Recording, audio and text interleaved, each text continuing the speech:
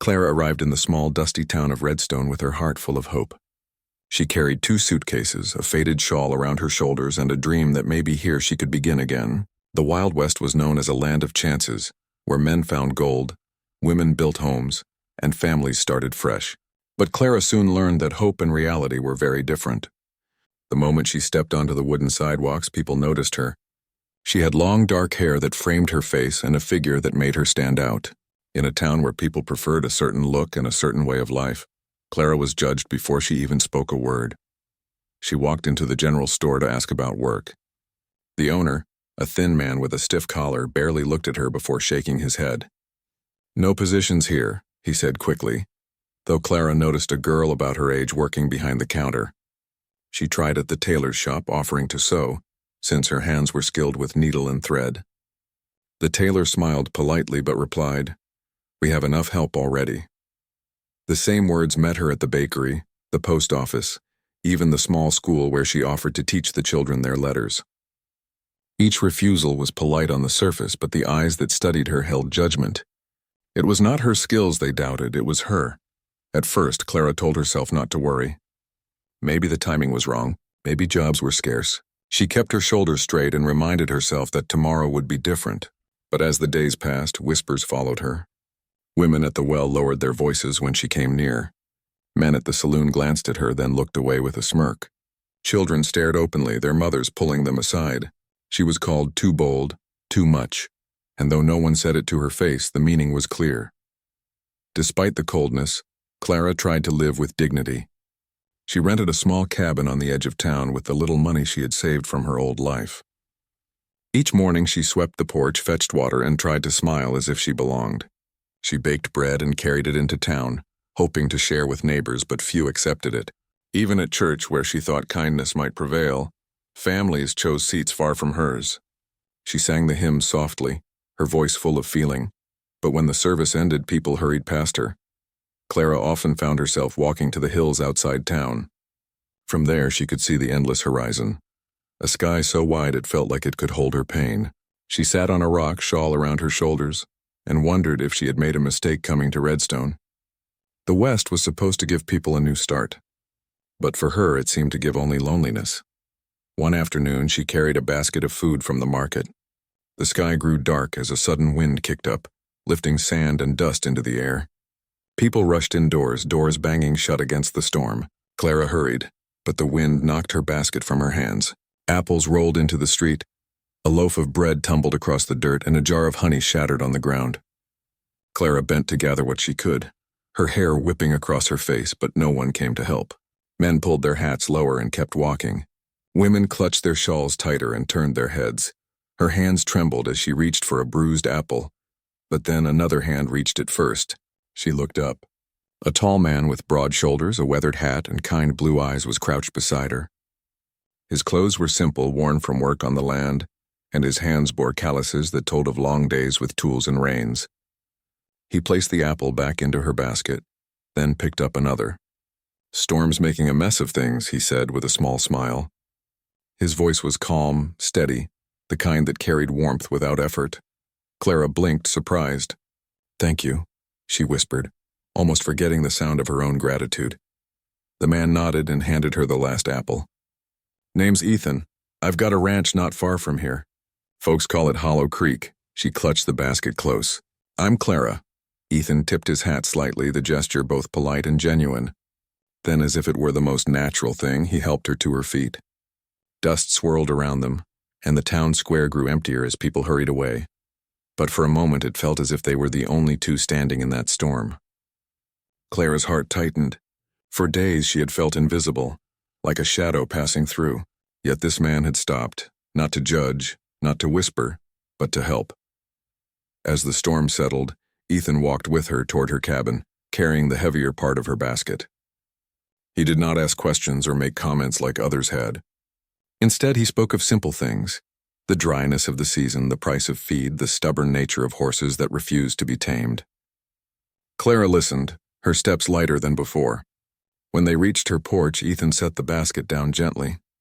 "Stay safe in the storm," he said with another small tip of his hat. Then he turned and walked away, his figure steady against the blowing dust. Clara stood at the doorway long after he was gone. For the first time since coming to Redstone, her loneliness lifted just a little. She thought of his eyes, how they had met hers without turning away, without shame or mockery. She thought of his voice, calm and sure. And she realized something. In a town full of people who refused her, one man had seen her as she truly was. That night, Clara sat by the small oil lamp in her cabin, mending a tear in her shawl. The wind still howled outside, but her heart felt warmer than it had in weeks. She wondered if she would see Ethan again. The thought alone made her smile. For the first time in Redstone, she felt a small seed of hope take root. The days that followed were still hard. People still whispered, and doors still closed when she knocked. Yet the memory of Ethan's kindness stayed with her. When she walked through the market and heard the quiet laughter behind her back, she remembered the rancher's steady gaze. When she sat alone at church, she imagined his calm voice talking about horses and feed. It gave her strength to keep walking, to keep standing tall. Clara knew she could not change the hearts of an entire town in a day. But she also knew this: not everyone was blind to her worth. There was at least one man who had the courage to see her differently. In the wide, harsh land of the Wild West, that was enough to give her hope that her story was not yet finished. The storm that had swept through Redstone left behind broken fences, scattered leaves, and a layer of dust that covered every rooftop. For Clara, it also left behind a memory she could not shake: the kindness of a man named Ethan. She had replayed that small moment again and again in her mind. The way he bent down without hesitation, the calm strength in his voice, and the steady look in his eyes. For a woman who had been treated like an outsider since the day she arrived, it meant more than words could describe. But life in Redstone did not suddenly grow easier. Each morning, Clara rose early, tied back her long dark hair, and tried again to find a place in the town. She baked bread and carried a few loaves to the market, offering them at a fair price, yet customers walked past her table without stopping. She offered to help a woman draw water at the well, only to be met with a sharp, "No thank you." At the saloon, where people laughed and music played, Clara tried to join a group of women who were talking, but they turned their shoulders, closing the circle.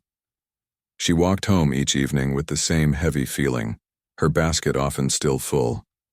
Inside her cabin, she lit her small oil lamp and tried to stay strong. But loneliness pressed on her like the walls of her cabin pressing inward. Some nights she sat by the window watching the lanterns in other homes, wondering what it felt like to belong.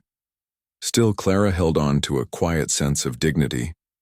She never shouted back at those who whispered. She did not let anger harden her face. She reminded herself that people often judged what they did not understand. And in her heart, she carried the memory of one man who had treated her differently. Ethan appeared again one afternoon as she was leaving the market. The sun was bright, beating down on the dusty street. Clara's basket was heavier than usual, and she struggled to keep it steady. From across the square, she heard a familiar voice. "Need a hand with that?" She turned to see Ethan, tall and steady, his hat shading his kind blue eyes. Clara hesitated for a moment. In Redstone, every gesture was noticed. Already she felt eyes on her, watching, waiting to judge. But before she could answer, Ethan took the basket from her arms with an easy smile. "Looks heavy. Where you headed?" "To the cabin just past the ridge," Clara replied softly. "Then let's walk," he said simply. And they did. As they walked through town, people stopped what they were doing. Men leaned on posts, women whispered behind hands, and children stared. Clara felt heat rise to her cheeks, but Ethan walked tall as though none of it mattered. His calm presence gave her strength, and for the first time she did not lower her eyes or hurry her steps. She walked beside him, letting the whispers roll off her like dust in the wind. When they reached her porch, Ethan set the basket down carefully. "You've got a good hand for picking out produce," he said, nodding at the apples and bread. Clara laughed softly, a sound she had not heard from herself in a long while. "Or maybe I just have good luck," she replied. From that day forward, Ethan always greeted Clara when he saw her. Sometimes it was just a tip of the hat as he rode into town for supplies. Sometimes it was a short conversation about the weather or the stubborn mule that refused to pull his wagon. But each time his presence reminded Clara that she was not completely alone. Word began to spread quickly in Redstone. People noticed that Ethan, the quiet rancher with land of his own, was taking time to speak with Clara. In the saloon, men made jokes. "Seems Hollow Creek's getting lonely," one said with a laugh. Another added, "Of all the women in Redstone, he picks her." The laughter was sharp, the kind meant to wound. But Ethan never flinched. He simply looked at them with steady eyes and returned to his drink. At the well, women whispered too. "Doesn't he know what people say about her?" one asked. "A man like him could have his pick," another replied. But Clara noticed something. Though the whispers were cruel, they were also filled with curiosity. For the first time, people were forced to see her not as a shadow, but as someone who was being noticed. Ethan's kindness was not born of pity. He had known hardship himself. Years before, he had nearly lost his ranch to a drought that left his cattle weak and his fields barren. He had worked from dawn to nightfall, hands blistered and back bent, refusing to give up. He had also known grief, for he had once been married. His wife had died young, leaving him with an empty house and quiet evenings filled only with the sound of the wind. Pain had shaped him, but it had also taught him to see beyond appearances. When he looked at Clara, he did not see the gossip or the labels others had placed on her. He saw a woman with strength in her eyes and dignity in her step. Slowly, a bond began to form between them. Ethan would sometimes stop by Clara's cabin after tending his ranch, bringing along a sack of potatoes or fresh milk. Clara, in turn, would cook simple meals, hearty stews and warm bread, that filled the small cabin with the smell of comfort. They sat at her wooden table sharing stories. Ethan spoke of long rides across the plains, of calves being born in the cold dawn, of the stubbornness of horses that refused to be broken. Clara listened, her eyes bright, and sometimes she shared pieces of her own story. She spoke of the town she had left behind, of her dreams to teach children, of her love for sewing clothes that carried her touch of care. When Ethan laughed, it was a deep, warm sound that filled the cabin. When Clara smiled, it lit her face with a beauty that no one in town had cared to notice. In those quiet evenings, surrounded by the soft glow of lamplight, they began to see each other not as outcasts or survivors, but as two souls who needed connection. But outside the walls of the cabin, the whispers grew louder. Some said Ethan was foolish. Others said Clara was trying to trap him. Yet neither of them paid much attention. Ethan still tipped his hat to her in the market, still carried her basket when it was heavy, still walked with her even when the street grew silent around them. One evening, Clara asked him softly, "Doesn't it bother you what they say?" Ethan looked at her for a long moment, his eyes steady. "People will always find something to talk about," he said. "But I've learned this. What they say doesn't change who a person really is." Those words stayed with Clara. For the first time since she had arrived in Redstone, she felt as though she had a shield against the cruelty of others. She was no longer alone in carrying the weight of their judgment. She had someone who believed in her worth. The days continued much the same. Whispers in the town, cold shoulders at church, rejection at dances where no man asked for her hand. Yet through it all there was Ethan. His presence gave her strength to face each day. And though the town still turned away, Clara felt something new taking shape inside her. Hope. Not the fragile kind she had brought with her when she first stepped off the wagon, but a stronger, deeper hope rooted in trust. In a place that had refused her at every turn, Clara had found one person who saw her clearly, and that she realized was enough to keep her standing tall. The days turned into weeks, and the quiet bond between Clara and Ethan grew stronger with each passing moment. Redstone was a small town where nothing went unnoticed, and by now, everyone had seen the way the rancher and the woman who had once been shunned walked side by side. For most of the townsfolk, it was a strange sight. They had grown used to treating Clara as if she did not belong. But Ethan's calm and steady presence beside her forced people to look at her differently, even if only for a moment. Clara herself could hardly believe the change inside her heart. Before she had walked through the town square with lowered eyes, basket clutched tight, praying to pass unnoticed.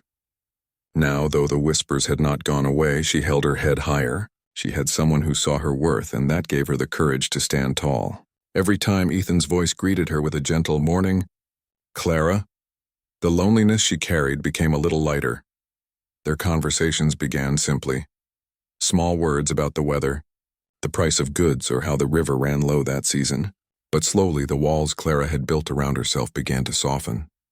She found herself sharing more with Ethan than she had ever shared with anyone in Redstone. She told him of her childhood, how she had loved to sit by the fire with her grandmother learning to sew patchwork quilts. She spoke of her dream to open a small school for children, where she could teach them letters and numbers. Ethan listened with quiet attention, never interrupting, never doubting. When she finished speaking, he would often say something simple yet thoughtful, words that made her feel heard. In return, Ethan shared his own stories. He told her about the long winters when the snow covered his ranch, and he had to sleep in the barn beside the cattle to keep them alive. He spoke of the endless hours fixing fences that the wind knocked down, of watching calves take their first steps in the morning light. His voice softened when he spoke of his late wife, the companion he had once loved deeply, whose memory still lived in the wooden rocking chair that sat untouched on his porch. Clara saw the grief in his eyes, but also the quiet strength of a man who had learned to endure. As the evenings grew longer, Ethan began to stop by Clara's cabin more often. Sometimes he brought fresh milk in a tin can or a sack of potatoes. Other times he brought nothing but himself, his presence filling the small cabin with warmth. Clara always prepared a simple meal, setting the table with care, though she owned only 2 plates and 2 cups. They sat together eating stew or bread, and as the oil lamp glowed, their words filled the room like music. Clara's laughter, which had been hidden for so long, began to return. Ethan's smile became more frequent, softening the weathered lines of his face. They grew comfortable in each other's company, so much so that silences between them were never heavy. Instead, they carried a quiet peace, like the sound of wind rustling through tall grass. But outside the cabin walls, life in Redstone was not so kind. People talked. At the saloon, men raised their eyebrows and made crude jokes, asking why a strong rancher like Ethan would waste his time on a woman like Clara. "He could have anyone," they muttered. "Why her?" At the well, women whispered behind their hands, their eyes sharp with judgment. "Doesn't he see what everyone else sees?" Yet no matter what was said, Ethan's manner never changed. Each time he walked beside Clara, he did so with quiet pride, as if to say the opinions of others mattered little. Clara, however, still felt the sting of those words. One evening, as Ethan helped mend a broken shutter on her cabin, she spoke softly. "Sometimes I wonder if I'm making life harder for you. People are cruel because of me."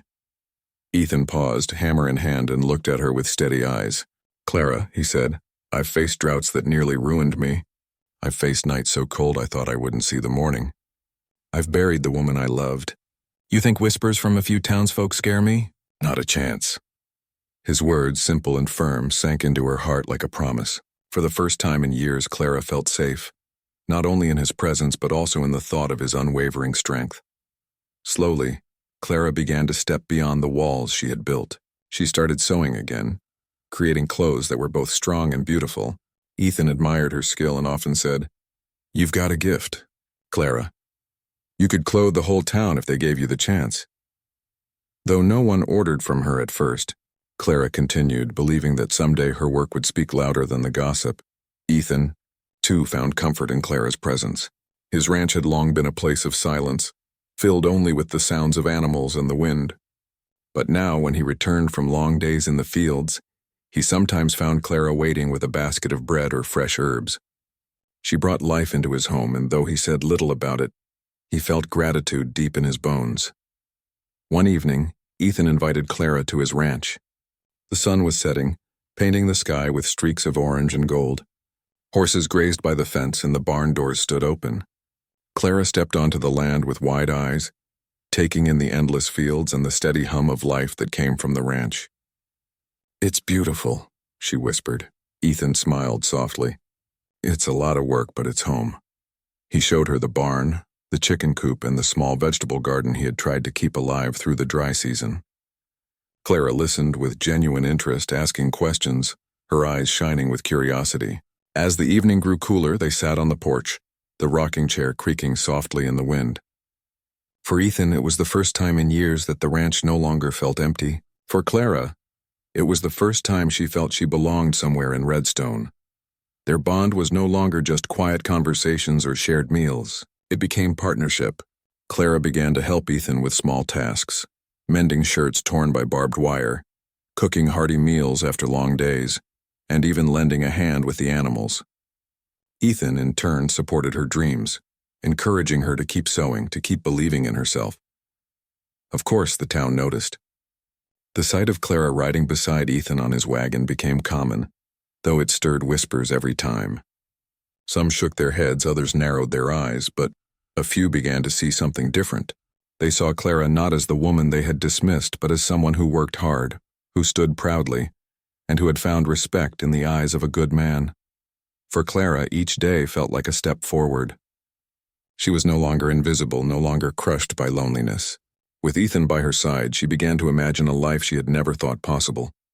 A life not defined by whispers, but by love, respect, and purpose.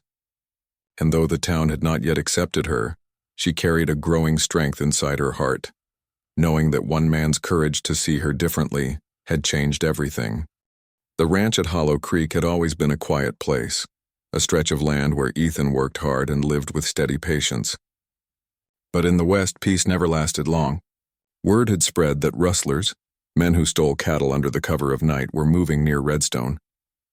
They had already taken stock from a neighboring rancher, and whispers grew that Ethan's land might be their next target. Clara heard the talk in town. She was at the market one morning when two men spoke in low voices near the grain sacks. "They'll come for Hollow Creek next," one said. "That ranch has good cattle, and Ethan works alone.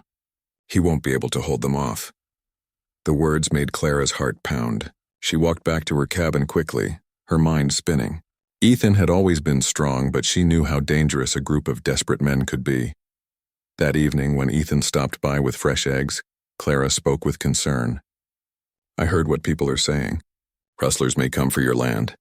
Ethan's jaw tightened, but his voice was calm. "I've heard the same. I've dealt with trouble before, Clara, don't worry." But Clara could not stay calm. She had seen enough of life to know that waiting quietly was not always enough. "Then let me help," she said firmly. Ethan looked at her in surprise. "Clara, this isn't your fight." She shook her head. "Your ranch has become my place too. I won't just sit by while others try to take what you've worked for." Ethan studied her for a long moment, his steady blue eyes softening. At last he gave a small nod. "All right, but you stay close to me if anything happens." The night came sooner than expected. It was a moonless evening, the kind where shadows stretched long and the silence felt heavy. Ethan and Clara were sitting on the porch when the sound of distant hooves reached their ears. Ethan rose quickly, hand on the lantern, while Clara's heart raced. From the dark field came faint voices and the muffled noise of cattle being pushed toward the creek. "They're here," Ethan whispered. He reached for his rifle, but before stepping down from the porch, he turned to Clara. "Stay inside." But Clara did not move. "I'm staying with you," she replied, her voice steady even though her hands trembled. Ethan looked at her once more, then gave a small, firm nod. They moved toward the barn, careful and quiet. In the distance, figures were pushing cattle toward the open land. The rustlers carried lanterns that swung like tiny stars in the dark. Clara's breath caught in her throat, but she forced herself to stand tall. Ethan raised his rifle, firing a warning shot into the night sky. The sound cracked like thunder, echoing across the plains. The rustlers froze, their shadows halting in the field. Clara, with her heart pounding, picked up another lantern and held it high, her figure standing tall beside Ethan. Her voice rang out stronger than she thought possible. "You're on Hollow Creek land. Leave now." The men laughed at first, mocking the sight of a woman standing beside the rancher. But Clara did not step back. She held the lantern higher, her face lit with firelight, her voice clear. "You think no one will stand against you, but you're wrong. You'll face us both." Her courage surprised even Ethan. He stood straighter, his presence like a wall of strength beside her. The rustlers shifted uneasily. They had expected an easy raid on a quiet rancher, not a pair standing firm with weapons and voices that carried across the field. One of the men cursed under his breath. Another muttered, "Ain't worth the trouble." Slowly they turned their horses, driving the cattle back toward the open land. Within minutes, the sound of hooves faded into the distance, swallowed by the night. Silence returned, broken only by the lowing of cattle and Clara's quick breaths. Ethan lowered his rifle and turned to her, his eyes filled with something new, admiration and pride. "Clara," he said softly, "you were braver than half the men in Redstone tonight." Clara's knees felt weak, but she stood tall, clutching the lantern.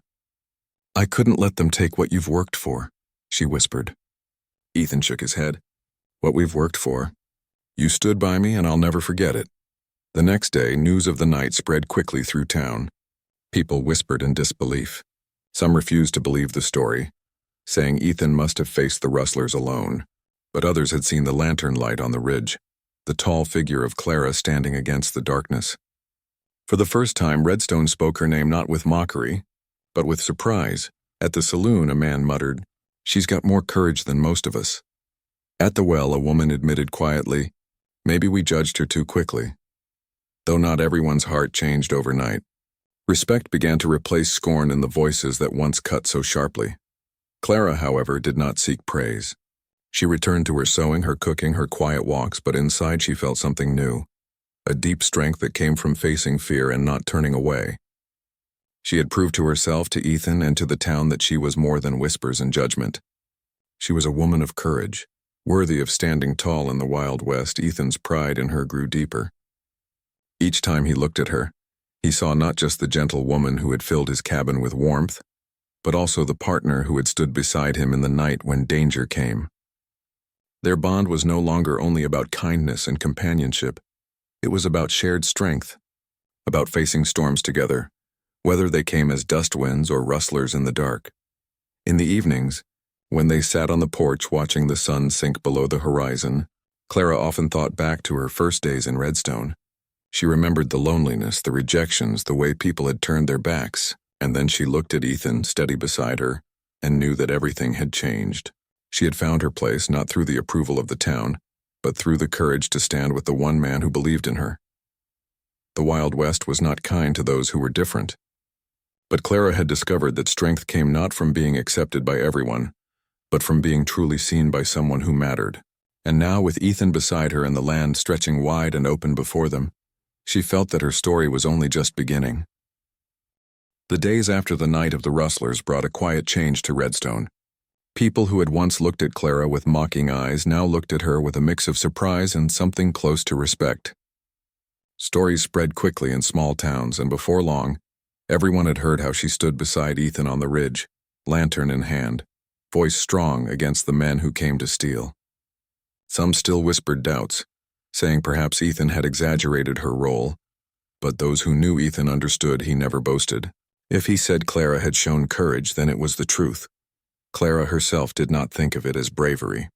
She thought only of how she could not let Ethan stand alone. For so long she had been alone herself, turned away by neighbors, ignored in church, rejected in the market.